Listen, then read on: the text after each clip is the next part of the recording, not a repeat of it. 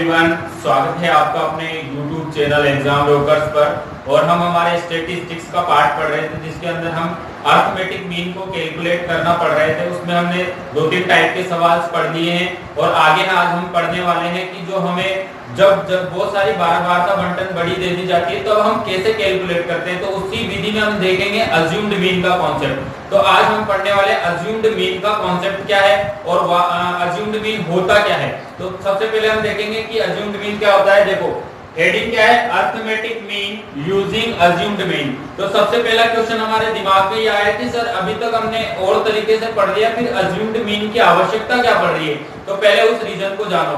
तो assumed mean की आवश्यकता हमें तब पड़ती है जब बारंबारता बंटन वाली सीरीज बहुत बड़ी दी जाती है। तो वहां पर क्या होता है, डाटा बहुत ज्यादा कॉम्प्लिकेटेड हो जाता है और उस केस में हमारे लिए बहुत मुश्किल पैदा हो जाती है। तो उसके लिए बनाया गया है कल्पित माध्य अज्यूम्ड मीन। तो अज्यूम्ड मीन से उस तरह के बड़े सवालों को हम आसानी से हल कर सकते हैं।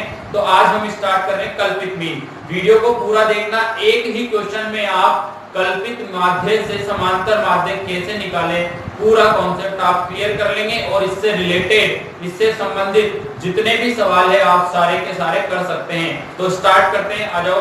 देखो हमें एग्जाम में किस टाइप से पूछा जाएगा क्वेश्चन। एग्जाम में आपको ये 2 ब्लॉक वाली टेबल दे देंगे। आपको दे दिया है या तो यहाँ पे ये कुछ भी हो सकता है, वेट दे दिया, आपको संख्या दे दी या वेतन दे दिया, कुछ भी दिया जा सकता है। यानी पहले पार्ट में आपको डाटा दे देंगे, चर दे देंगे जिसको आप xi से डिनोट करते हैं। दूसरे में क्या दिया जाता है, दूसरे के अंदर आपको फ्रीक्वेंसी दी जाती है। ठीक है, तो ये क्या है, बारंबारता यानी फ्रीक्वेंसी। तो यहाँ पे चर दे दिया, तो क्या दिया है चर की हेडिंग कि वेट इन किलोग्राम। आपको दे दिया कुछ 5 व्यक्ति है जिनका वेट अलग अलग है, 60 है, 70 है, 72 है, 73 है, 75 है, इनका वेट दे दिया। और आपको ये जो नीचे दिया है वो क्या दे दिया, फ्रीक्वेंसी दे दिया। यानी कि 60 की वैल्यू 4। ये फ्रीक्वेंसी मैंने आपको पहले समझा दिया पिछले वाले वीडियोस में, आप वो जाके पहले वीडियोस देख सकते हैं, आराम से समझ में आ जाएगा क्या होता है। अब हमें एग्जाम में ये दे देंगे। उसके बाद हमें क्या क्या जरूरत पड़ती है बनाने के टेबल में। तो हम क्या करते हैं, कल्पित माध्य सबसे पहला स्टेप क्या होगा, कल्पित माध्य को मानना। तो कल्पित माध्य को मानेंगे क्या, सर यहाँ तो बहुत सारे हैं, आप कोई सा भी कल्पित माध्य मान ले क्या, नहीं। कल्पित माध्य के मानने के लिए आपके पास 2 चीजें हैं। क्या है, एक तो आप किसको मान सकते हैं, जिसकी बारंबारता सबसे अधिक हो, यानी कि जिसकी फ्रीक्वेंसी सबसे ज्यादा है, एक तो उसको मान सकते हैं। और एक किसको मान सकते हैं, जो बीच सीरीज में, सीरीज के जो सेंटर वाली वैल्यू है उसको मान सकते हैं। जैसे कि हमने यहाँ देखो अज्यूम्ड मीन क्या माना है, 72 क्यों माना है, क्योंकि ये हमारी जो सीरीज है उसका बिल्कुल सेंटर है। तो ये सीरीज का क्या है, मध्यमान। तो मध्यमान को भी मान सकते हैं। या फिर हम किसको भी मान सकते थे, इस 60 को। ये यहाँ पे 60 नहीं था, ये यहाँ पे 67 है एक्चुअल में। एग्जाम में ऐसे ही पूछा था, तो ये 67, यानी मैं 67 को भी मान सकता हूँ और 72 को भी मान सकता हूँ। 67 को क्यों, क्योंकि इसकी बारंबारता सबसे ज्यादा है, और 72 को क्यों, क्योंकि ये सेंटर वाली वैल्यू है। आई थिंक आपको कल्पित माध्य किसको मानना है ये समझ में आ गया। अब आगे स्टार्ट करते हैं क्वेश्चन। कल्पित माध्य मानने के बाद हमारा दूसरा स्टेप क्या होगा, दूसरा स्टेप ये होगा कि हम दिए गए चरों से कल्पित माध्य का विचलन ज्ञात करेंगे, मतलब स्टेप डेविएशन ज्ञात करेंगे। क्यों करेंगे, हम ये देखना चाहते हैं कि जो दिया हमने कल्पित माध्य माना है वो हमारे एक्चुअल चर से कितना कम या कितना ज्यादा है। क्योंकि हमने तो ये फ्रीक्वेंसी इसके लिए दी हुई है, हमें इसके लिए थोड़ी दी है कल्पित माध्य के लिए, तो इसीलिए हम विचलन निकालते हैं, तो स्टेप डेविएशन निकालते हैं। तो स्टेप डेविएशन क्या है, देखो फॉर्मूला होता है स्टेप डेविएशन di बराबर xi - 72 यानी कि a। इसको आप डायरेक्ट कैसे भी लिख सकते हैं, xi - a। क्या है, कल्पित माध्य। ठीक है, तो यहाँ पे मैंने 72 डायरेक्ट लिख दिया क्योंकि a की वैल्यू 72 ले ली। अब हर एक के लिए हम ये निकालेंगे, यानी x की वैल्यू कितनी है, 67। 72 क्या है, कल्पित माध्य। तो 67 - 72 कितना आ जाएगा, -5। ठीक है, ऐसे 70 - 72 कितना आ जाएगा, -2। 72 माइनस 72 0 आ जाएगा, 73 माइनस 72 तो 1 आ जाएगा, 75 माइनस 72 कितना आ जाएगा 3। ये आ गई आपकी डेविएशन की टेबल, यानी स्टेप डेविएशन आपने प्रत्येक चर के लिए ज्ञात कर लिया। अब हमारा अगला स्टेप क्या होता है, हम क्या करते थे fi into xi, लेकिन यहाँ पर हमने क्या कर दिया, इनको इस वाले पार्ट में कन्वर्ट कर लिया, तो हमें अब x से गुणा करने की जरूरत नहीं है, हमें किससे गुणा करेंगे, हम di से fi को कर देंगे। तो इसीलिए मैंने यहाँ fi xi ना लिख के क्या लिखा है, यहाँ पे अपन ने लिखा है fi into di। तो वही, ये तो पहले से अपन जानते हैं कैसे, fi into di, तो 4 into 5 तो 20 आ गया, और माइनस इंटू प्लस, यहाँ पर आपको पता है जिसके आगे कोई भी साइन नहीं होता वहां पर प्लस होता है, तो यहाँ पर क्या है प्लस, यानी 5 इंटू 4 20 आ जाएगा, और माइनस इंटू प्लस गुणा हो जाएगा तो माइनस आ जाएगा, आप सबको पता है।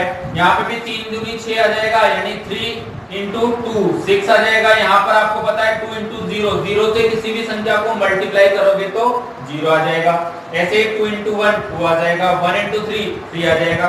फिर उसके बाद हम क्या करेंगे, इस वाले पार्ट का भी क्या कर देंगे सम, और फ्रीक्वेंसी का भी क्या निकाल लेंगे सम।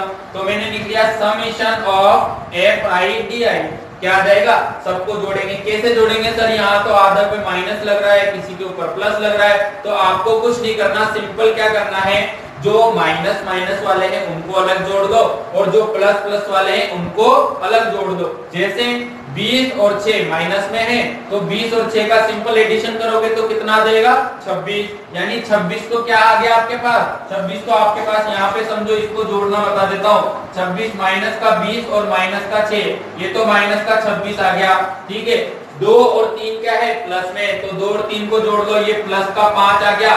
अब बताओ कैसे जोड़ेंगे, अब कुछ नहीं करना, देखो 26 में से 5 जोड़ना है, लेकिन माइनस का साइन है, तो माइनस का साइन तो बरकरार रहेगा, क्यों, क्योंकि बड़ी संख्या माइनस में है, और बड़ी संख्या माइनस में है तो सिंपल घटा देंगे, 26 माइनस 5 कर देंगे तो कितना आ जाएगा 21 आ जाएगा। ये हो गया आपका एडिशन, यानी माइनस का 21, क्यों आया माइनस का 21, क्योंकि बड़ी वाली संख्या माइनस में है, तो हमने समझ लिया ये आ गया हमारे पास माइनस 21, ठीक है, ये हो गया। उसके बाद fi का समेशन कर लिया, 12 आ गया, हो गया। अब हम लिखेंगे केवल फॉर्मूले में वैल्यू डालना है और हमारा काम हो गया। फॉर्मूला देखो, ये है अज्यूम्ड मीन का फॉर्मूला निकालने का तरीका, x bar is equal to a क्या था assumed mean, plus 1 upon n, n क्या होता है, जो आप समेशन ऑफ fi निकालते हैं, मतलब आप बारंबारता का जो सम निकालते हैं उसको क्या बोलते हैं अज्यूम्ड मीन, इसका सम आ जाएगा तो 12 आ गया, और ये इनटू ये ऊपर आ जाएगा समेशन fi और di, ठीक है। वैल्यू उठा के रख दो टेबल से, देखो x बार बराबर a की वैल्यू कितनी है 72 मान रखा है, तो 72 लिख दिया, प्लस लगा दिया 1 अपॉन 12, 1 अपॉन 12 कहां से आया, ये यहां से आया है, n बराबर 12 है तो 12 आ गया, और ये fi di का समेशन कितना है माइनस का 21, तो ये माइनस का 21 आ गया। उसके बाद तो सोल्व करना है 72, आपको पता है प्लस इंटू माइनस माइनस हो गया। उसके बाद ये देखो ऊपर 21 इंटू 1 21 हो गया, नीचे 12 है तो 12 आ गया। अब आप इसको क्या करोगे काट देंगे, यानी कि इसको कैलकुलेट करना है, या तो आप कैसे भी कर सकते हैं, ये यहाँ पर 3 के पहाड़ ऐसे देखो ऊपर नीचे कट रहा है, 3 इंटू 3 7, यहाँ 3 7 जा हो जाएगा 21, तो 7 बार, और ये 3 4 जा हो जाएगा 12, तो ये 4 बार, यानी 7/4 आ गया। अब आपको इसको सोल्व करना है, इसको सोल्व करना शायद बहुत सारे बच्चों को ना आए, तो उसके लिए मैं समझा देता हूँ क्या करना होता है। आपको ये दिया है 72 और माइनस का 7/4, कैसे करना है, एलसीएम ले लेंगे 4, यहाँ पे कुछ नहीं है तो 1 मान लो, 1 का डिवाइड 1 का भाग दिया 4 में कितनी बार 4 बार, 4 को इससे मल्टीप्लाई करेंगे जो भी आ जाएगा वैल्यू ऐसे निकालते हैं, और उसके बाद ऊपर में से माइनस करके ऐसा आ जाएगा। तो ये पूरा सॉर्ट आउट करने के बाद कितना आएगा 70.25, ये आपका क्या है कल्पित माध्य के द्वारा ज्ञात किया गया समांतर माध्य।